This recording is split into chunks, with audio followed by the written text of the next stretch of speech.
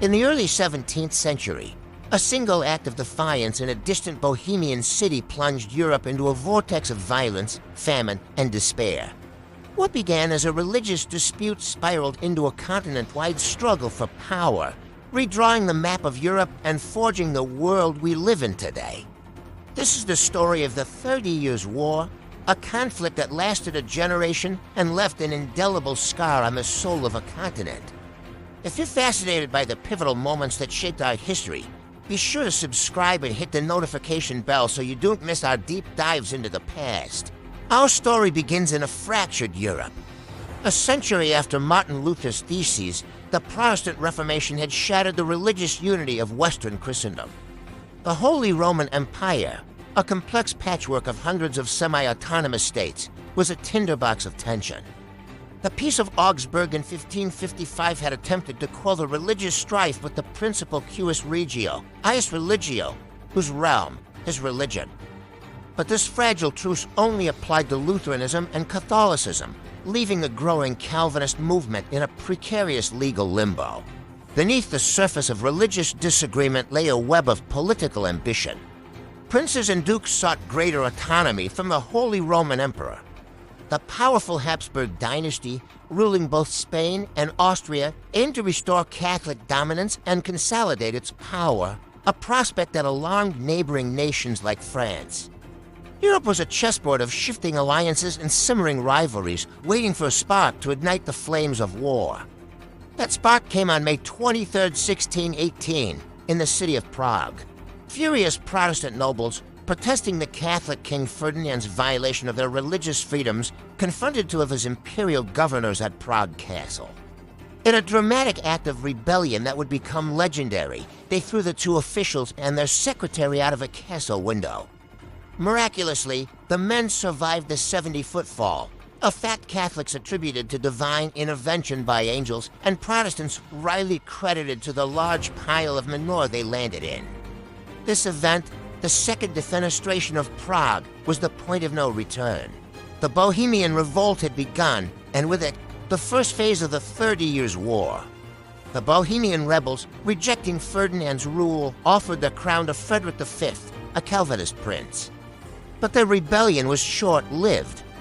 In 1620, at the Battle of White Mountain near Prague, the combined forces of the Holy Roman Emperor and the Catholic League crushed the Bohemian army in a decisive victory. Frederick, derisively nicknamed the Winter King for his brief reign, fled into exile. The consequences for Bohemia were catastrophic. Protestantism was brutally suppressed, lands were confiscated, and the region was forcibly re-Catholicized. The first act of the war had ended in a swift and brutal victory for the Habsburgs, but it was only the beginning. The Catholic triumph worried Protestant rulers across Europe.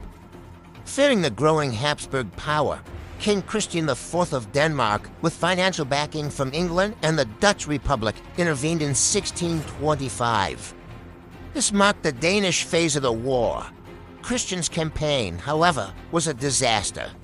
He was outmaneuvered and repeatedly defeated by the brilliant and ruthless imperial general, Albrecht von Wallenstein.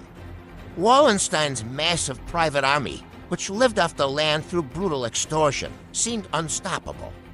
By 1629, the Danish forces were expelled, and the Catholic imperial cause reached its zenith. Emperor Ferdinand issued the Edict of Restitution, an ambitious decree demanding the return of all church lands secularized since the 1550s. This radical move threatened to unravel decades of property arrangements and galvanized Protestant opposition like never before.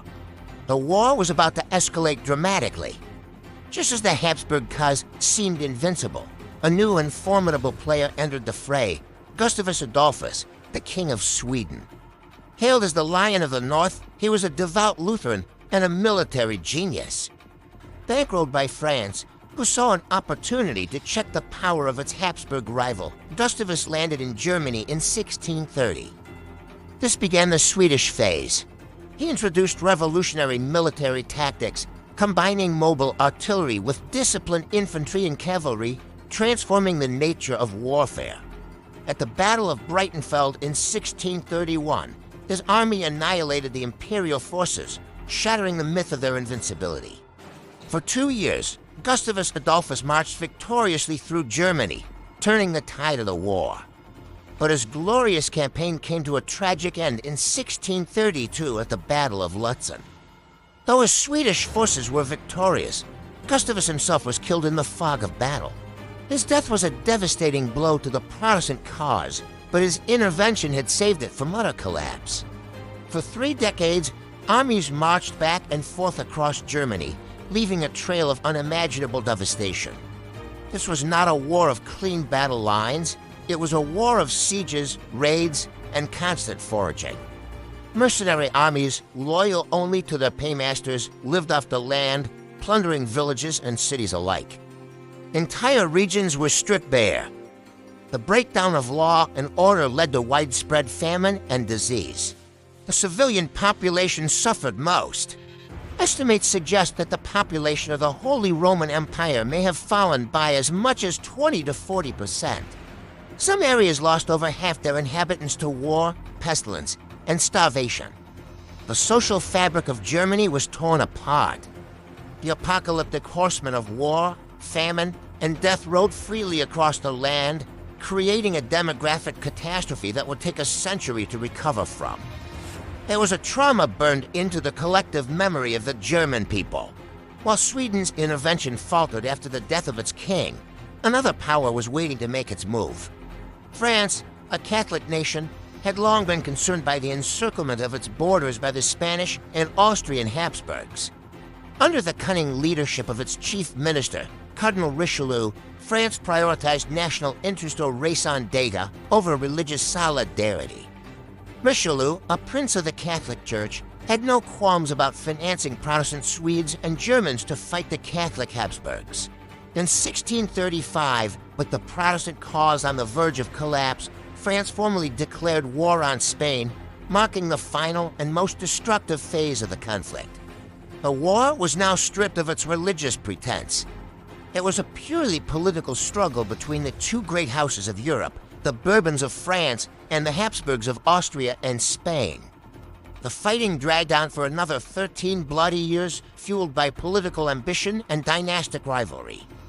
By the 1640s, all sides were exhausted. Decades of relentless warfare had drained treasuries, decimated populations, and achieved little more than a bloody stalemate. The desire for peace became overwhelming. A complex series of negotiations began in the Westphalian cities of Munster and Osnabrück. For 5 years, diplomats from across Europe haggled, argued, and maneuvered. It was the first diplomatic congress of its kind, a recognition that the interconnected problems of Europe required a collective solution. Finally, in 1648, the treaties known as the Peace of Westphalia were signed. The terms were groundbreaking. The sovereignty and independence of the states within the Holy Roman Empire were formally recognized, fatally weakening the emperor's authority. The peace extended religious toleration to Calvinists, officially ending the religious wars that had plagued Europe for over a century. Switzerland and the Dutch Republic were formally recognized as independent nations. The Peace of Westphalia was more than just an end to a war. It was the birth certificate of modern Europe. The treaties established the principle of state sovereignty, meaning that each state had exclusive control over its territory, its laws, and its religion, free from external interference. This Westphalian system would become the foundation of international relations for the next 300 years. The dream of a universal Christian empire, ruled by Pope and Emperor, was dead. In its place rose a system of independent, competing sovereign states, each pursuing its own national interests. The war also accelerated the professionalization of armies and the growth of centralized state power, as rulers needed to raise taxes and build bureaucracies to fund their military machines. France emerged from the conflict as the dominant power on the continent, while Spain began its long decline. The Holy Roman Empire was left a hollow shell, a fragmented entity that would linger for another century and a half before its final dissolution. The 30 Years' War stands as a chilling monument to the destructive power of religious intolerance and political ambition. It began with a dispute over faith and ended as a cynical struggle for power, leaving millions dead and a continent in ruins. Yet, from its ashes, a new world order was born, founded on the principle of the sovereign state that continues to define our global political landscape. It is a stark reminder that the lines on our maps and the very ideas that govern our world are often drawn in the blood of past conflicts. The echoes of Westphalia still resonate today in debates about national sovereignty, religious freedom, and the rules that govern war and peace. Thank you for joining us on this journey through one of history's most devastating conflicts. What lessons do you think we can draw from the 30 Years' War today? Let us know in the comments below, and if you found this documentary enlightening, please give it a like and subscribe for more stories that shaped our world. Thanks for watching.